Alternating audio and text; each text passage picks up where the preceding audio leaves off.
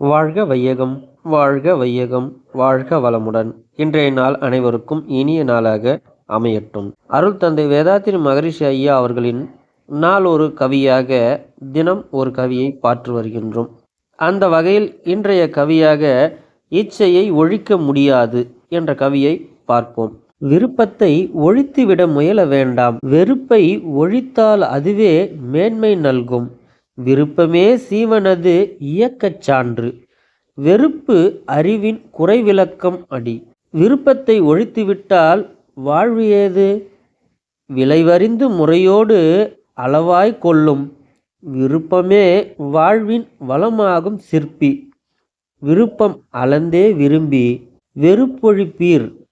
வாழ்க வளமுடன். அருள் தந்தை அவர்கள் விருப்பத்தை ஒழித்துவிட முயல வேண்டாம் என்று அருள் தந்தை கூறுகின்றார். நம்மளுடைய விருப்பத்தை எப்பொழுதுமே ஒழிக்கவே முடியாது. ஒழித்து விட்டால் எதுவுமே மிஞ்சாது என்றதை சொல்கின்றார். அடுத்த வரியாக வெறுப்பை ஒழித்தாலாகவே மேன்மை நல்கும் என்கின்றார்.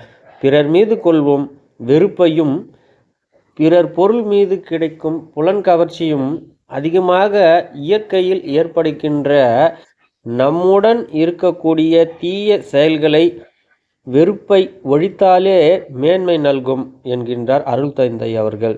நீங்கள் விருப்பத்தை ஒழித்து விடலாம் என்று எண்ணினால் இந்த உயிருக்கு இயக்க சான்றாக உள்ளது விருப்பமே என்கின்றார்.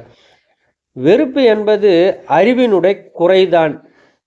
நம்மளுடைய அறிவினுடைய குறையாக இருக்கக்கூடியதுதான் வெறுப்பு என்கின்றார் அருள் தந்தை. விருப்பத்தை ஒழித்துவிட்டால் வாழ்வு ஏது?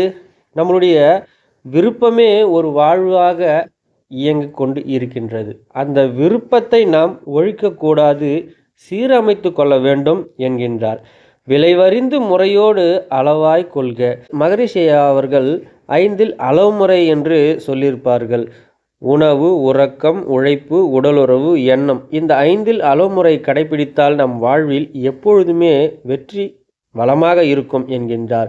விருப்பமே வாழ்வின் வளமாக்கும் சிற்பி. கல்லுக்குள்ளே இருக்கக்கூடிய சிற்பத்தை அறிவின் நுட்பத்தை கொண்டு சிலையாக கோவில் கருவறையில் வைக்கக்கூடிய ஆற்றல் அறிவு திறனுக்கு உள்ளது என்பதை தான் இந்த விருப்பமே. மகரிஷி ஐயா அவர்கள் விருப்பத்தை அளவோடு விரும்புங்கள் என்கின்றார். வெறுப்பொழிப்பீர். வெறுப்பை முழுமையாக ஒழித்து வாழ்க்கையில் வெற்றி அடையுங்கள். தன்னை போலவே பிறரையும் நேசித்தால் இந்த வெறுப்பு என்பது முழுமையாக ஒழிந்துவிடும் என்று கூறி இந்த சிந்தனை நிறைவு செய்து கொள்கின்றேன். வாழ்க வளமுடன்.